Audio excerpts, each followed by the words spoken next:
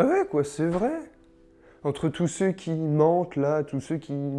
Des accusations de viol, là, de Nicolas Hulot, et les beaux parleurs, les bobos parisiens et tout ça, les politiques sont chiants, oui. Mais bon, si on comprend pourquoi ces politiques sont chiants dans cette vidéo, allez, c'est parti. Posons-nous quelques secondes. Commençons par le commencement. Les politiques mentent tout le temps. En fait, les politiques ne mentent pas réellement tout le temps. Ils mentent une fois sur deux. Mais bon, les politiques utilisent des chiffres très souvent pour illustrer ce qu'ils disent.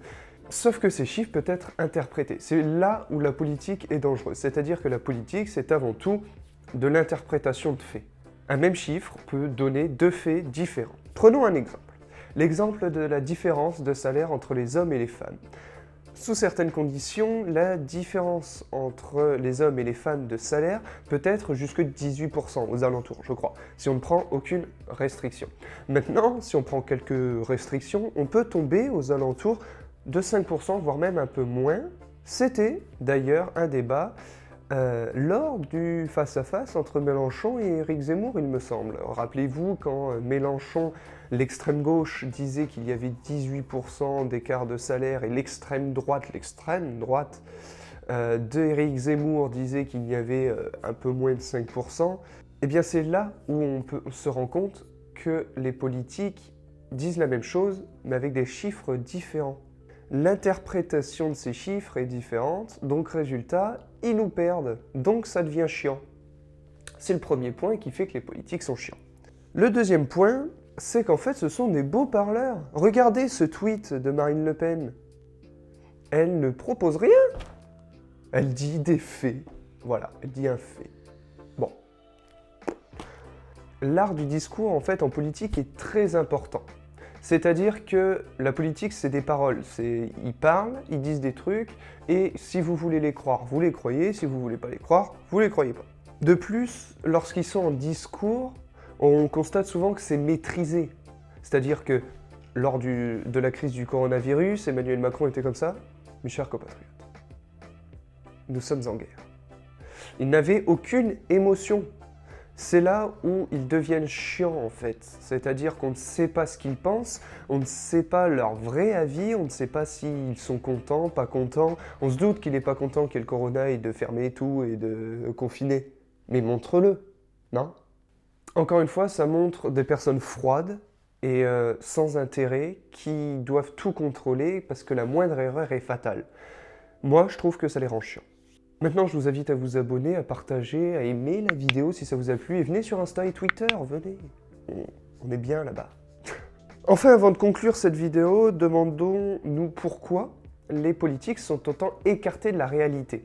Parce que oui, en effet, c'est un point qui est important, c'est-à-dire que les politiques, à chaque fois, sont écartés de la réalité selon plusieurs avis, et c'est ce qui les rendrait bien moins humains et donc chiants.